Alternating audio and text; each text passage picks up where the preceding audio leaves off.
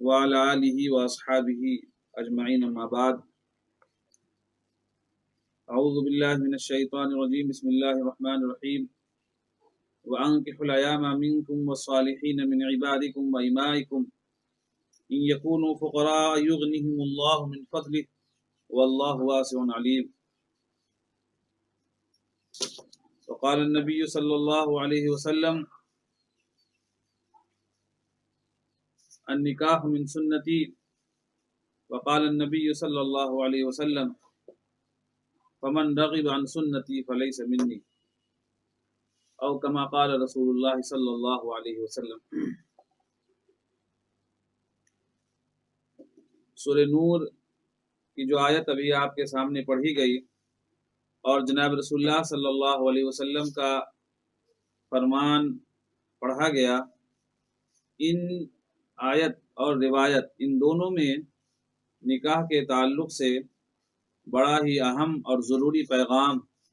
اللہ رب العزت نے ہم سب کو عطا فرمایا ہے، اور اس سلسلے میں اللہ رب العزت کی طرف سے جو ہدایت ہے ان ہدایتوں کو جاننے اور سمجھنے کی ضرورت ہے، کیونکہ نکاح انسانی زندگی کا ایک ایسا اہم اور ضروری حصہ ہے کہ جس کے سلسلے میں قرآن کے اندر، حدیثوں کے اندر بڑی ہی وضاحت کے ساتھ اور بڑی تفصیل کے ساتھ اس کے احکام کو بیان کیا گیا ہے اور اس سے متعلق باتیں کہی گئی ہیں۔ چنانچہ نکاح کے سلسلے میں سب سے پہلی بات جو ہم سب کے لیے جاننا ضروری ہے وہ یہ ہے کہ نکاح ایک سنت عمل ہے۔ نکاح یعنی ایجاب اور قبول کے ذریعے سے جو ایک رشتہ دو اجنبی کے درمیان بنتا ہے، اس رشتے کے بارے میں اور اس عمل کے بارے میں یہ باتیں ہیں کہ نکاح ایک سنت عمل ہے، اور اس مبارک اور سنت عمل کو سنت کے مطابق انجام دینے کے لیے ہم سب پر اس بات کا التزام ہے کہ ہم سب اس کو سنت کے مطابق انجام دیں، کیونکہ نکاح ایک ایسی چیز ہے جس کے ذریعے سے معاشرے کا ایک اہم حصہ جس کو خاندان کہتے ہیں وہ خاندان وجود میں آتا ہے۔ خاندان کا وجود میں آنا، خاندان کا بننا اور خاندان کا قائم ہونا، اس کا سب سے پہلا مرحلہ اور اس کا سب سے پہلا زینہ اور اس کی سب سے پہلی سیڑھی جو ہے وہ نکاحی ہے۔ جب تک ایک مرد اور ایک عورت کے درمیان، ایک لڑکا اور ایک لڑکی کے درمیان نکاحی عمل انجام نہیں دیا جائے گا، نکاح کے فریضے کو پورا نہیں کیا جائے گا، اس وقت تک ایک مرد اور ایک عورت کے ذریعے سے جس خاندان کا وجود سامنے آنا ہوتا ہے اور جو خاندان بننا ہوتا ہے، تب تک وہ خاندان جو ہے وہ بن نہیں پائے گا۔ تو نکاح ایک بڑا ہی مقدس، بڑا ہی پاکیزہ اور بڑا ہی متبرک عمل ہے، اور اس کے بابرکت ہونے کی سب سے بڑی پہچان اور سب سے بڑی علامت یہ ہے کہ اس دنیا کے اندر جتنے بھی حضرات انبیاء کرام تشریف لائے، ان تمام انبیاء کرام نے اپنی زندگی میں نکاح کے عمل کو انجام دیا، اور نکاحی زندگی گزار کر کے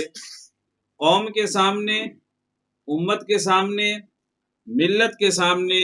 انہوں نے اپنی نکاحی زندگی کا ایک نمونہ پیش کیا، اور پوری ملت کو اور پوری امت کو اس بات کی تعلیم اور اس بات کا سبق دیا کہ کوئی بھی شخص بے نکاحی زندگی نہ گزارے، بے نکاحی زندگی کوئی بھی مرد، کوئی بھی عورت بے نکاحی زندگی نہ جیے، بلکہ نکاح کر کے اپنی زندگی کو گزارے۔ زندگی کے جس بھی مرحلے میں ہو، جوانی کا آغاز ہو، ادھیڑ عمر کی شروعات ہو، یا بڑھاپے کا مرحلہ ہو، جس مرحلے میں بھی انسان گزرے اور جس مرحلے میں بھی وہ ہو، ان تمام مراحل کے اندر نکاحی زندگی گزارنا یہ ہر فرد کے لیے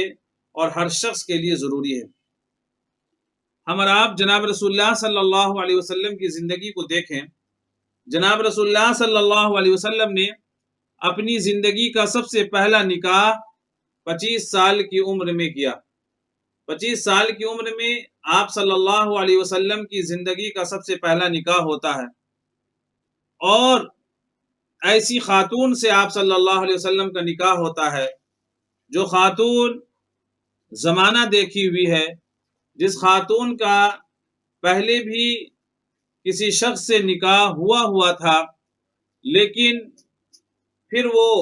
اپنے سابقہ شوہر سے جدا ہو کر بیوگی کی زندگی گزار رہی تھی اور بیوہ تھی، اور آپ صلی اللہ علیہ وسلم نے اپنی زندگی کا سب سے پہلا نکاح، اور ایسی عمر میں جو عمر شباب کی عمر ہے، جو عمر جذبات کے پھلنے اور پھولنے کی عمر ہے، جس عمر میں خواہشات پورے پروان پر رہتی ہے، ایسی عمر میں جناب رسول اللہ صلی اللہ علیہ وسلم نے اپنا سب سے پہلا نکاح فرمایا، اور وہ پہلا نکاح بھی اپنی عمر سے اتنا فاصلہ ہے کہ آج اگر کسی سے کہا جائے کہ اپنی عمر سے اتنے فاصلے اور اتنے فرق کے ساتھ کسی نکاح کے عمل کو انجام دے، تو لوگ مشورہ دینے والے اور رائے دینے والے کو انتہائی تعجب، حیرت، غصے اور نفرت کی نگاہوں سے دیکھیں گے۔ آپ صلی اللہ علیہ وسلم نے اپنی زندگی کا پہلا نکاح جس خاتون سے کیا ہے، اس خاتون کی عمر جو 40 سال ہے۔ جناب رسول اللہ صلی اللہ علیہ وسلم کا پہلا نکاح ہے، 25 سال کی عمر میں جناب رسول اللہ صلی اللہ علیہ وسلم اپنا پہلا نکاح فرما رہے ہیں، اور جس خاتون سے آپ صلی اللہ علیہ وسلم کا نکاح ہو رہا ہے وہ خاتون کنواری نہیں ہے بلکہ بیوہ ہے، اور عمر ان کی 40 سال ہے۔ اور جب تک حضرت خدیجہ رضی اللہ تعالی عنہ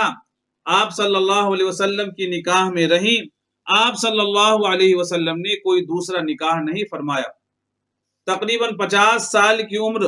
50 اور 52 سال کی عمر تک جناب رسول اللہ صلی اللہ علیہ وسلم نے حضرت خدیجہ رضی اللہ تعالی عنہا کے ہوتے ہوئے کسی دوسری خاتون سے نکاح نہیں کیا، اور حضرت خدیجہ رضی اللہ تعالی عنہا کے انتقال کے بعد پھر جو آپ صلی اللہ علیہ وسلم نے جو متعدد نکاح فرمائے ہیں، جو کئی نکاح آپ صلی اللہ علیہ وسلم نے کیا ہے، یا یہ کہ ایک وقت میں کئی خاتون آپ صلی اللہ علیہ وسلم کی نکاح میں رہی ہیں، ان تمام خاتون میں اور آپ صلی اللہ علیہ وسلم کی تمام ازواج مطہرات میں حضرت عائشہ صدیقہ رضی اللہ تعالی عنہا کو اگر الگ کر دیا جائے تو تمام کی تمام ازواج مطہرات بیوہ ہیں، تمام کی تمام ازواج مطہرات بیوہ ہیں، اور ان تمام بیوہ خاتون سے آپ صلی اللہ علیہ وسلم نے نکاح فرمایا، اور ان تمام کو ازواج مطہرات کا مقام جو ہے وہ آپ صلی اللہ علیہ وسلم نے عطا فرمایا۔ تو آپ صلی اللہ علیہ وسلم اگر کسی بات کی تعلیم دے رہے ہیں تو آپ صلی اللہ علیہ وسلم نے صرف نرا اس کی تعلیم نہیں دی، بلکہ اس تعلیم کے سلسلے میں عمل کا جو مرحلہ ہے، اس عمل کے مرحلے سے خود کو گزار کر کے آپ صلی اللہ علیہ وسلم نے متعدد نکاح فرمائے۔ آج علم اور معلومات سے ناواقف لوگ، آج آپ صلی اللہ علیہ وسلم کی زندگی اور حالات سے نابلد لوگ، جن کو آپ صلی اللہ علیہ وسلم کی زندگی کا ذرا بھی علم نہیں ہے، جو آپ صلی اللہ علیہ وسلم کی زندگی سے ذرا بھی واقفیت نہیں رکھتے ہیں، اور آپ صلی اللہ علیہ وسلم کے متعدد نکاح کیے جانے پر بے جا اور غلط اعتراض کرتے ہیں کہ آپ صلی اللہ علیہ وسلم نے ایک سے زیادہ کئی نکاح فرمائے۔ لیکن ان تمام نکاحوں کے پیچھے آپ صلی اللہ علیہ وسلم نے جن مقاصد اور حقیقت کو پیش نظر رکھا، ان مقاصد اور حقیقت کی طرف لوگوں کی رسائی نہیں ہوتی ہے، لوگ ان حقیقتوں کی تک پہنچتے نہیں ہیں، یا ان حقیقتوں کو دیکھتے نہیں ہیں کہ جن کے پیش نظر آپ صلی اللہ علیہ وسلم نے ایک سے زیادہ کئی نکاح فرمائے۔ آپ صلی اللہ علیہ وسلم نے جو کئی نکاح فرمائے ہیں، ان تمام نکاحوں میں ہم آپ دیکھیں حضرت عائشہ رضی اللہ تعالی عنہ صرف کنواری ہیں، باقی تمام کے تمام ازواج مطہرات بیوہ ہیں۔ واقعہ یہ ہے کہ اسلام کے جتنے غزوات ہوئے ہیں، جتنی لڑائیاں ہوئی ہیں، ان تمام غزوات اور ان تمام لڑائیوں میں دوسری سب سے بڑی اور اہم لڑائی جس کو کہا جاتا ہے وہ غزوہ احد ہے۔ غزوہ احد میں حضرات صحابہ کرام کی ایک بڑی تعداد جو ہے وہ شہید ہوئی۔ غزوہ احد کے اندر تقریباً 70 حضرات صحابہ کرام شہید ہوئے، اور ان 70 حضرات صحابہ کرام کے شہید ہونے کی وجہ سے جن خاتون سے ان کا نکاح تھا وہ تمام کی تمام خاتون جو ہے وہ بیوہ ہو گئی۔ ان کے شوہر غزوہ احد میں شہید ہو گئے، اور غزوہ احد میں شہید ہونے کی وجہ سے وہ تمام کی تمام خاتون بیوہ ہو گئیں، اور بیوہ عورت جو ہوتی ہے وہ بڑی مجبور اور بے بس ہوتی ہے۔ اس کا سماج کے اندر، خاندان کے اندر کوئی اچھا اور مضبوط پرسان حال نہیں ہوتا ہے، اور اس کی ضرورتوں، اس کی حاجتوں کا خیال کرنے والے بہت کم ہی لوگ ہوتے ہیں، معدود چند لوگ ہوتے ہیں جو اس کا خیال کرتے ہیں۔ لیکن اکثر حالات یہ ہیں کہ بیواؤں کی طرف لوگوں کی توجہ، لوگوں کی نظر کم ہوتی ہے۔ ان کی دیکھ ریکھ کرنا، ان کی ضرورتوں کا خیال کرنا، ان کی ضروریات زندگی کا انتظام کرنا، اس کی طرف لوگوں کی توجہ عام طور پر نہیں ہوتی ہے۔ آپ صلی اللہ علیہ وسلم نے محسوس فرمایا کہ غزوہ احد میں اتنی بڑی تعداد میں حضرات صحابہ کرام کی شہادت کی وجہ سے جو اتنی خاتون بیوہ ہو گئی ہیں، ان کا کوئی حل نکالا جائے، ان کا کوئی راستہ نکالا جائے۔ چنانچہ آپ صلی اللہ علیہ وسلم نے لوگوں کو بیوہ خاتون سے نکاح پر ترغیب دینے کے لیے، لوگوں کے اندر بیوہ خاتون سے نکاح کرنے کا شوق اور خواہش پیدا کرنے کے لیے، جہاں آپ صلی اللہ علیہ وسلم نے لوگوں کو اس بات کا پیغام دیا، لوگوں کو یہ باتیں بتائیں، اس کے ساتھ ساتھ آپ صلی اللہ علیہ وسلم نے بہت ساری بیواؤں سے نکاح بھی فرمایا۔ آپ نے اپنے عمل سے حضرات صحابہ کرام کو تعلیم دی کہ بیوہ سے نکاح کرنی چاہیے، بیوہ سے نکاح کرنی چاہیے۔ اور حقیقت یہ ہے کہ حضرات صحابہ کرام کے دلوں میں جناب رسول اللہ صلی اللہ علیہ وسلم کی عظمت اس قدر جاگزی تھی، اس قدر بیٹھی ہوئی تھی کہ اگر آپ صلی اللہ علیہ وسلم صرف کہہ دیتے، حضرات صحابہ کرام آپ کے فرمان پر عمل کرنے کے لیے مر مٹنے کو تیار ہو جاتے۔ لیکن آپ نے صرف کہنے پر اکتفا نہیں فرمایا، بلکہ آپ صلی اللہ علیہ وسلم نے اپنے عمل کے ذریعے سے بھی اس کام کو کر کے دکھایا کہ میں صرف کہتا نہیں ہوں، بلکہ میں خود بھی بیوہ سے نکاح کر کے اپنے عمل کے ذریعے سے اس بات کا ثبوت دیتا ہوں۔ چنانچہ آپ صلی اللہ علیہ وسلم نے جو متعدد نکاح کیے، ان نکاح کے پیچھے جہاں اور دوسرے مقاصد پنہا ہیں، پوشیدہ ہیں، اس کے ساتھ ساتھ یہ بھی مقصد ہے کہ بیوہ کو سہارا ملے، بیوہ کی ضروریات کا انتظام ہو، اور وہ کسی مضبوط سہارے کے ساتھ اپنی زندگی گزارے۔ تو حضرات صحابہ کرام اور جناب رسول اللہ صلی اللہ علیہ وسلم، اور اسی طریقے سے دنیا کی برگزیدہ ہستی جو حضرات انبیاء کرام کے نام سے جانی جاتی ہیں، ان تمام نے نکاح کے عمل کو انجام دیا اور نکاحی زندگی گزاری۔ ایک حدیث میں جناب رسول اللہ صلی اللہ علیہ وسلم فرماتے ہیں، لا سرورۃ فی الاسلام، اسلام میں نکاح نہ کرنے کی بالکل بھی اجازت نہیں ہے۔ کوئی آدمی یہ سوچے، کوئی ایمان والا یہ خیال کرے کہ میں بے نکاحی زندگی گزاروں گا، میں بے نکاحی زندگی جیوں گا، اسلام اور شریعت اس کو اس بات کی بالکل بھی اجازت نہیں دیتی ہے کہ آپ بے نکاحی زندگی گزاریں یا جییں۔ اسلام ہر ممکن حد تک لوگوں کو نکاح کرنے کی ترغیب دیتا ہے، کیونکہ بے نکاحی زندگی کے اوپر شیطان کا تسلط اور قبضہ ہوتا ہے۔ شیطان بے نکاحی مرد، بے نکاحی عورت، بے نکاحی لڑکا، بے نکاحی لڑکی کی طرف بڑی مضبوطی کے ساتھ اور بڑی قوت کے ساتھ اپنا قبضہ اس پر جماتا ہے، اور اس کو برائیوں کی طرف اور اس کو نافرمانیوں کی طرف اور گناہوں کی طرف اس کو لے جانے کی کوشش کرتا ہے۔ تو بے نکاحی زندگی کی وجہ سے خود اس شخص کے اندر فساد اور بگاڑ ہوتا ہے، اور اس کا فساد اور بگاڑ صرف اس کی ذات تک محدود نہیں رہتا ہے، بلکہ اس کی ذات سے نکل کر کے سماج اور معاشرے کے اندر وہ برائی پھیلتی اور پھولتی ہوتی چلی جاتی ہے۔ بے نکاحی زندگی اچھی زندگی نہیں ہے، بے نکاحی زندگی پسندیدہ زندگی نہیں، بے نکاحی زندگی جو ہے وہ ایک شریفانہ زندگی نہیں ہے۔ شریفانہ زندگی یہ ہے کہ آدمی آدمی جو ہے وہ نکاح کے عمل کو طے کر کے نکاحی زندگی گزارے۔ بات دراصل یہ ہے کہ اللہ رب العزت نے انسانوں کے اندر جتنے تقاضے رکھے ہیں، ان تقاضوں میں سے ایک تقاضا انسانوں کے اندر جنسی خواہشات کی تکمیل کرنا ہے۔ اللہ رب العزت نے فطری طور پر ہر انسان کے اندر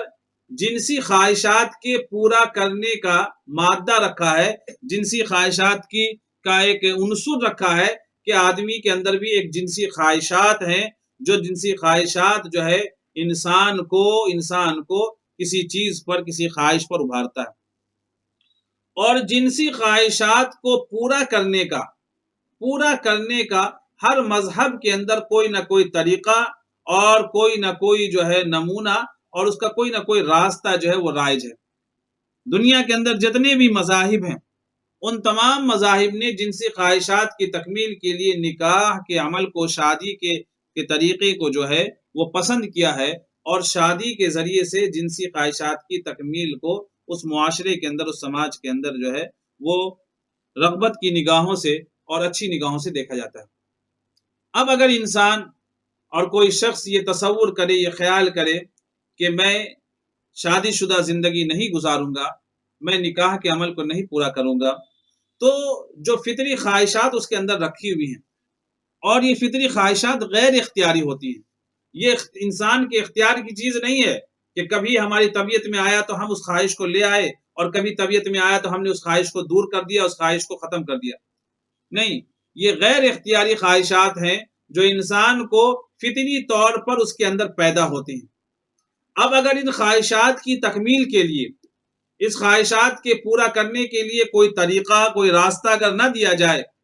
تو انسان جانوروں کی طرح اپنے خواہشات کی تکمیل کے لیے نہ جانے کن کن راستوں اور کن کن طریقوں کو اپنائے گا، جو کہ ایک گھناؤنا اور گندا عمل ہوگا، اور اس گھناؤنے اور گندے عمل سے اس کی ذات بھی متاثر ہوگی اور پورا کا پورا معاشرہ بھی متاثر ہوگا۔ تو اگر نکاح کے عمل کو انجام نہ دیا جائے یا نکاح کا طریقہ نہ رکھا جائے،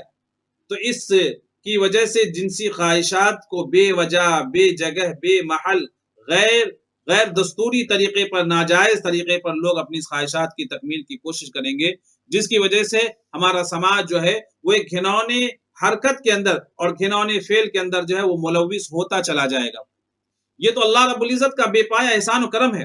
کہ اللہ رب العزت نے جہاں ایک طرف ہمارے اندر خواہشات کو رکھا ہے، وہیں اس کے ساتھ ساتھ اللہ رب العزت نے نکاح کے ذریعے سے اس خواہشات کی تکمیل کا ایک طریقہ، ایک راستہ بھی عطا فرما دیا ہے۔ لہذا تمام مسلمانوں کو، تمام اہل ایمان کو یہ بات حد درجہ سمجھنے کی ضرورت ہے کہ ہمیں نکاح کی ضرورت ہے، اور یہ ہماری بنیادی اور فطری ضرورتوں میں سے ہے۔ یہ ہماری سماجی زندگی بناتی ہے، اس سے ہمارا معاشرتی زندگی وجود میں آتا ہے، اس کے ذریعے سے ہمارا خاندان بنتا ہے، اور اس کی وجہ سے ہمارا خاندان وجود میں آتا ہے۔ تو نکاح ایک سماجی ضرورت بھی ہے، اور اس کے ساتھ ساتھ نکاح ایک سنت بھی ہے، نکاح ایک عبادت بھی ہے۔ اور نکاح میں تاخیر کی وجہ سے بہت ساری خرابیاں ہمارے سماج میں اس وقت پھیلی ہوئی ہیں۔ نکاح ایک ایسا مقدس عمل ہے جس کے ذریعے سے اللہ رب العزت نے دو اجنبیوں کو اتنا قریب کر دیا کہ ہم اور آپ ذرا اندازہ کریں کہ اس رشتے سے زیادہ قربت کا کوئی رشتہ ہو ہی نہیں سکتا، اس سے زیادہ قربت کا کوئی رشتہ نہیں ہو سکتا۔ نہ ماں بیٹے کے درمیان اتنی قربت ہے، نہ بھائی بہن کے درمیان، نہ بیٹی اور ماں کے درمیان اتنی قربت ہے۔ اور اس بات کو میں اپنے طور پر نہیں بلکہ قرآن کے دلیل اور ثبوت کے طور پر میں آپ کو پیش کر رہا ہوں۔ اللہ فرماتے ہیں ہن لباس لکم وانتم لباس لہن، ہن لباس لکم وانتم لباس لہن، کہ نکاح کے ذریعے سے دو اجنبی اتنے قریب ہوتے ہیں کہ جیسے انسان کا اپنا لباس جسم سے کتنا قریب ہوتا ہے۔ ہمارا جو لباس ہے، ہماری جو پوشاک ہے، وہ ہم سے سب سے زیادہ قریب ہے، جسمانی اعتبار سے وہ ہم سے سب سے زیادہ قریب ہے، اس سے زیادہ قریب ہمارے جسم سے کوئی اور چیز ہے ہی نہیں ہے۔ دوسرے افراد، دوسرے لوگ، ہر آدمی ایک دوسرے سے تھوڑے فاصلے پر ہوتا ہے، دونوں کے درمیان فاصلہ ہوتا ہے، دونوں کے درمیان دوریاں ہوتی ہیں، لیکن لباس کے اندر کوئی فاصلہ نہیں، لباس کے اندر کوئی دوری نہیں، لباس کے اندر کوئی تفریق نہیں ہوتی ہے۔ اب دیکھیں کہ نکاح کے ذریعے سے جو ایک لڑکا ایک لڑکی کا کے درمیان جو رشتہ قائم ہو گیا ہے، ایک مرد اور ایک عورت کے درمیان جو رشتہ قائم ہو گیا ہے، اللہ رب العزت نے ان دونوں کی قربت کو لباس کا مثال دے کر کے بیان فرمایا ہے کہ جس طریقے سے لباس انتہائی قریب ہوتا ہے، یہ کپڑا ہمارے جسم سے بالکل قریب ہے، دوسرے لوگ ہمارے پاس ہوں گے تو وہ تھوڑا فاصلے سے ہوں گے، تھوڑے دوری سے ہوں گے، لیکن یہ لباس ہمارے جسم سے سٹا ہوا ہے، ہمارے جسم سے لگا ہوا ہے، اس سے زیادہ قریب اور اس سے زیادہ نزدیک ہمارے جسم سے کوئی چیز نہیں۔ تو نکاح کے ذریعے سے جو ایک لڑکا ایک لڑکی سے، ایک مرد ایک عورت سے قریب ہوتا ہے، وہ لباس کی طرح قریب ہو جاتا ہے، اتنا قریب ہو جاتا ہے کہ اس کو اگر ہم عام اپنی زبانوں میں کہنا چاہیں تو دو جسم ایک جان کے درجے میں وہ دونوں انتہائی قریب ہو جاتے ہیں، جس کے بارے میں قرآن نے کہا ہن لباس لکم وانتم لباس لہم۔ اتنی قربت کا رشتہ، اتنی نزدیکی کا رشتہ، اتنی قریب ہونے کا رشتہ جو ہے وہ صرف نکاحی کے ذریعے سے انجام پاتا ہے، اور نکاحی کے ذریعے سے وہ چیزیں جو ہے سامنے آ پاتی ہیں۔ تو نکاح جو ہے وہ بڑا ہی تقدس والا عمل ہے، اور ہمارا آپ اس بات پر بھی غور کریں کہ نکاح ایک ایسا عمل ہے جو جنت سے چلا ہے، اور جنت ہی پہ جا کر کے اس کا خاتمہ بھی ہوگا۔ ہمارا آپ دیکھیں کہ انسانوں میں سب سے پہلے انسان حضرت آدم علیہ نبینا علیہ الصلوۃ والسلام اور آپ کی زوجہ حضرت حوا علیہ السلام، ان دونوں کا نکاح جو ہے وہ جنت میں ہوا، اور جنت سے یہ دونوں بزرگ حضرات تشریف بھی لائے، اور یہ کہا بھی جاتا ہے، حدیثوں میں بھی ہے کہ مرد اور عورت کو اللہ رب العزت جنت میں ایک ساتھ رکھیں گے، اور وہاں پر عورتوں کو جو ہے ان کے شوہروں کے ساتھ رکھا جائے گا۔ تو نکاح یہ ایک کوئی ایسا رشتہ نہیں ہے جو دنیا میں رہ کر کے ختم ہو جائے، دنیا میں رہ کر کے یہ رشتہ پورا ہو جائے، نہیں، بلکہ یہ رشتہ دنیا سے چل کر کے جنت میں جا کر کے اس کی تکمیل ہوگی، جنت میں جا کر یہ مکمل ہوگا۔ اور حضرات انبیاء کرام کا اس عمل کو انجام دینا اس رشتے کے تقدس کی ایک بڑی علامت ہے۔ تو جو رشتہ اتنا مقدس ہو، جو رشتہ اتنے تقدس والا ہو،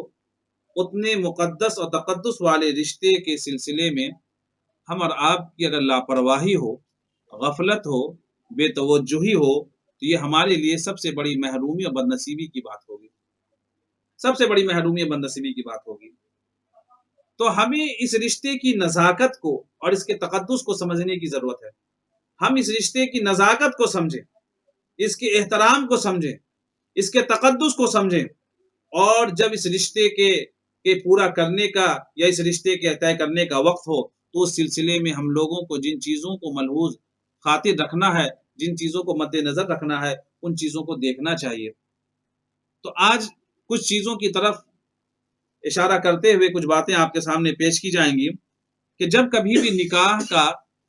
ارادہ ہو یا نکاحی رشتے کے قائم کرنے کا جو ہے اس کے بارے میں سوچا جائے تو سب سے پہلے لڑکا اور لڑکی کا انتخاب ہوتا ہے۔ نکاح کے اندر یا شادی کے اندر جن چیزوں کا انجام دیا جاتا ہے ان میں سب سے پہلی چیز کیا ہے؟ لڑکا اور لڑکی کا انتخاب کرنا، چننا، کہ اگر ہم اپنے لڑکے کا نکاح کر رہے ہیں تو اس کے لیے لڑکی کو ہم چننا ہے، لڑکی کا نکاح کر رہے ہیں تو لڑکے کو چننا ہے، اور یہ بڑا ہی سخت اور کٹھن مرحلہ ہوتا ہے، بڑا سخت اور کٹھن مرحلہ ہوتا ہے کہ ہم اپنی لڑکی کے لیے یا اپنے لڑکے کے لیے کیسے لڑکی یا کیسے لڑکے کا انتخاب کرتے ہیں، بڑا کٹھن مرحلہ، کیونکہ اس کے ذریعے سے جہاں دو خاندانوں کا ایک ہونا ہوتا ہے، دو اجنبیوں کو ایک بنایا جاتا ہے، اور ایک مقدس عمل کو وجود میں لانے کی کوشش کی جاتی ہے، ایک پاکیزہ رشتے کو بنانے کی کوشش کی جاتی ہے، ایک صاف ستھرے رشتے کو بنانے کی کوشش کی جاتی ہے، اور اس کے اندر اس بات کا خیال کیا جاتا ہے کہ جن دو لوگوں کو ایک کیا جائے گا، جن دو لوگوں کو ایک کیا جائے گا، وہ دو لوگ جو ہیں ہنسی خوشی کے ساتھ، پوری محبت، پوری فرحت، پوری لذت کے ساتھ اپنی زندگی کو گزاریں اور جئیں۔ تو اس سلسلے میں سب سے پہلا عمل جو ہے وہ لڑکی کا یا لڑکے کا انتخاب کرنا ہے، اس کو چننا ہے کہ ہم اپنی لڑکی کا نکاح کس لڑکے سے کریں یا اپنے لڑکے کا نکاح کس لڑکی سے کریں، اس کے اندر کیا خوبی ہونی چاہیے، ہم اس کو کیسے، ان خوبیوں کو، ہم اس کی اچھائیوں کو کیسے جانچیں گے۔ اگر ہم اپنی لڑکی کے لیے لڑکے کا انتخاب کر رہے ہیں یا اپنے لڑکی کے لیے لڑکے کو چن رہے، طے کر رہے ہیں، تو ہم اس کو کیسے، اس کی اچھائیوں کو کیسے نکالیں گے؟ کیونکہ میں اپنے طور پر، میں نے ایک بات اپنے طور پر، اپنے اندازے پر میں نے ایک بات جانی ہے، اور میں مجلسوں میں اور لوگوں کے سامنے بھی یہ بات کہتا ہوں کہ کوئی بھی شخص اپنے آپ کو کسی کے سامنے برا کر کے نہیں پیش کرتا۔ کوئی بھی آدمی اپنے آپ کو کسی کے سامنے برا بنا کر کے نہیں پیش کرتا ہے، ہر آدمی اپنے آپ کو اچھا بنا کر کے پیش کرتا ہے۔ اب ہوتا ہے، ایک ہوتا ہے آدمی کا اپنے آپ کا اچھا ہونا، اور دوسرا ہوا خود کو اچھا بنا کر کے پیش کرنا۔ یہ دو الگ الگ چیزیں ہیں، اور ان دو الگ الگ چیزوں کے درمیان بڑا فرق اور بڑا فاصلہ ہے۔ اگر ہم اور آپ اس فرق اور فاصلے کو نہیں سمجھیں گے تو ہم یا تو دھوکہ کھائیں گے اور یا تو ہمیں نقصان ہوگا۔ ایک آدمی کا فطری طور پر اپنا اچھا ہونا ہے، اور دوسرا یہ کہ اس کا اپنے آپ کو اچھا بنا کر کے پیش کرنا ہے۔ کون، اب ان میں سے اچھا کون ہے؟ جو خود اچھا ہے وہ اچھا کہلائے گا، یا جس نے اپنے آپ کو اچھا بنا کر کے پیش کیا وہ اچھا کہلائے گا؟ تو کہتے ہیں کہ آدمی جب اپنی تنہائی میں ہوتا ہے، جب اپنی خلوت میں ہوتا ہے، اس خلوت میں اگر وہ اپنے آپ کو اچھا بنا کر کے پیش کر رہا، وہ اپنے آپ میں اچھا ہے تو وہی اچھا کہلائے گا۔ اگر کوئی آدمی اپنے آپ کو اچھا بنا کر کے پیش کر رہا اور حقیقت میں وہ اچھا نہیں ہے، تو ایسے لوگوں سے ہمیشہ دھوکہ ہوتا ہے، ایسے لوگوں سے ہمیشہ نقصان ہوتا ہے۔ تو ایک بات تو ہمیشہ یاد رکھیں کہ کوئی بھی آدمی، کوئی بھی شخص جب ہم سے یا آپ سے ملے گا، وہ اپنے آپ کو اچھا بنا کر کے پیش کرے گا، لیکن ہمیں اچھے کا انتخاب کرنا ہے، اچھے کو چننا ہے، اور یہ انتخاب اور یہ چننا جو ہے یہ بڑا دشوار ہے، لیکن قربان جائیے ہمارے اور آپ کے آقا جناب رسول اللہ صلی اللہ علیہ وسلم پر، کہ آپ صلی اللہ علیہ وسلم نے اس مرحلے کو آسان بنا دیا، اس مرحلے کو آسان بنا دیا، اور اس کو آسان بناتے ہوئے آپ صلی اللہ علیہ وسلم نے فرمایا کہ جب بھی تم اپنے لڑکے کے لیے کسی لڑکی کا انتخاب کرو یا لڑکی کے لیے لڑکے کا انتخاب کرو، تو اس کے اندر اس بات کا خیال کرو، سب سے پہلی چیز اس کی دینداری کو دیکھو۔ سب سے پہلی چیز جو ہے، جب بھی نکاح کے عمل کو انجام دینے یا رشتے نکاح کو جوڑنے اور اس کو بنانے کی تمہاری فکر ہو، کوشش ہو، تو سب سے پہلی چیز اس کے اندر جس چیز کو دیکھنا ہے انتخاب کے سلسلے میں، لڑکا لڑکی کو آپس میں طے کرنے کے سلسلے میں، تو سب سے پہلی چیز اس کے اندر کیا کرو، دینداری کو دیکھو۔ اگر دینداری ہوگی، اگر لڑکا یا لڑکی دونوں کے اندر دینداری ہوگی، تو رشتے نکاح کے بعد جو ان کی زندگی ہوگی وہ زندگی انتہائی خوشگوار ہوگی، وہ زندگی انتہائی اچھی ہوگی، اور لڑکی اپنے سسرال میں یا لڑکا اپنی زوجہ کے ساتھ انتہائی ہنسی خوشی کے ساتھ، فرحت کے ساتھ اور انتہائی لذت کے ساتھ وہ اپنی زندگی گزارے گا۔ اور اس کے بعد جو نسل آگے چلے گی، جو اولاد آگے ہوگی، وہ نسل اور وہ اولاد بھی دیندار ہوگی، اس کے اندر بھی دینداری آئے گی۔ کیونکہ ہم اور آپ بحیثیت ایمان ہم سب کے اندر یہ فطری بات ہے، اور اللہ رب العزت کی طرف سے ہم پر سب پر یہ تقاضا ہے کہ ہم خود بھی دیندار ہوں اور ہم اپنے ماتحتوں کو بھی دیندار بنائیں۔ اب ہم خود دیندار ہوں، یہ تو ہماری اپنی کوشش اور محنت ہو، اور اپنے ماتحت کو دیندار بنائیں، یہ اس وقت ہوگا جب کہ ہم